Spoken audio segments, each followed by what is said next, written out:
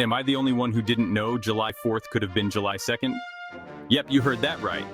So, why do we celebrate July 4th? Congress debated and revised the wording of the Declaration, removing Jefferson's vigorous denunciation of King George III for importing the slave trade, finally approving it 2 days later on July 4th.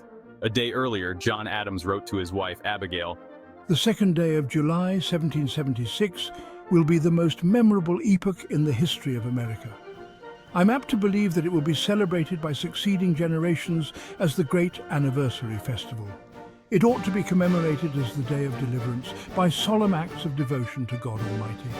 It ought to be solemnized with pomp and parade, with shows, games, sports, guns, bells, bonfires and illuminations, from one end of this continent to the other, from this time forward forevermore." Adams's prediction was off by 2 days. From the outset, Americans celebrated independence on July 4th, the date shown on the much-publicized Declaration of Independence, rather than on July 2nd. The date the Resolution of Independence was approved in a closed session of Congress on July 4th, 1776. The Second Continental Congress unanimously adopted the Declaration of Independence, announcing the colonies' separation from Great Britain. The Constitution provides the legal and governmental framework for the United States. However, the Declaration, with its eloquent assertion, "all men are created equal," is equally beloved by the American people.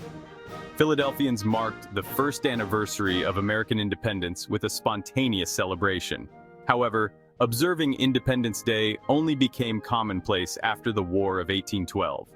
Soon, events such as groundbreaking ceremonies for the Erie Canal and the Baltimore and Ohio Railroad were scheduled to coincide with July 4th festivities. By the 1870s, the 4th of July was the most important secular holiday on the calendar.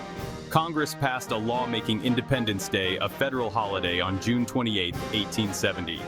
Even far-flung communities on the western frontier managed to congregate on Independence Day. In an American Life Histories manuscripts from the Federal Writers Project, 1936 to 1940 interview, Miss Nettie Spencer remembered the 4th as the big event of the year.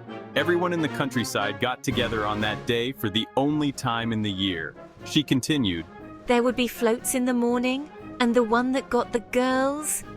I was the goddess of liberty.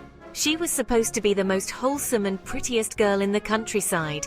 If she wasn't, she had friends who thought she was. But the rest of us weren't always in agreement on that. Following the float would be the Oregon Agricultural College cadets and some kind of a band.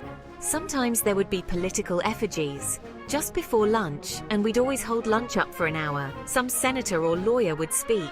These speeches always had one pattern. First, the speaker would challenge England to a fight and berate the king and say that he was a skunk. This was known as twisting the lion's tail. Then the next theme was that anyone could find freedom and liberty on our shores. The speaker would invite those who were heavy laden in other lands to come to us and find peace.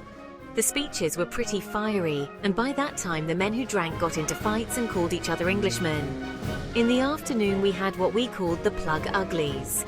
Funny floats and clowns who took off on the political subjects of the day. The 4th was the day of the year that really counted then. Christmas wasn't much, a church tree or something, but no one twisted the lion's tail. Down south, the celebration was much the same. 96-year-old Dr. Samuel B. Lathan recalled the Independence Day celebrations of his South Carolina childhood. The 4th of July was observed at Caldwell Crossroads. The military companies of infantry would assemble here from the surrounding counties, making up a brigade.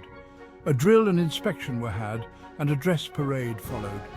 There was an old cannon mounted on the field. The honor of firing it was assigned to Hugh Reed, who had been in the artillery of Napoleon's army at Waterloo and afterward emigrated to South Carolina. A great barbecue and picnic dinner would be served. Candidates for military, state and national offices would speak. Hard liquor would flow, and each section would present its bully of the woods in a contest for champion in a fist and skull fight. Butting, biting, eye gouging, kicking and blows below the belt were barred. It was primitive prize fighting. So why do we celebrate the 4th of July? It's about the journey to liberty and the bold steps our forefathers took. Now that's something worth celebrating. Thanks for watching. Remember to like, share, and subscribe to Small Town America. Help protect our history and preserve our heritage. Get in the truck.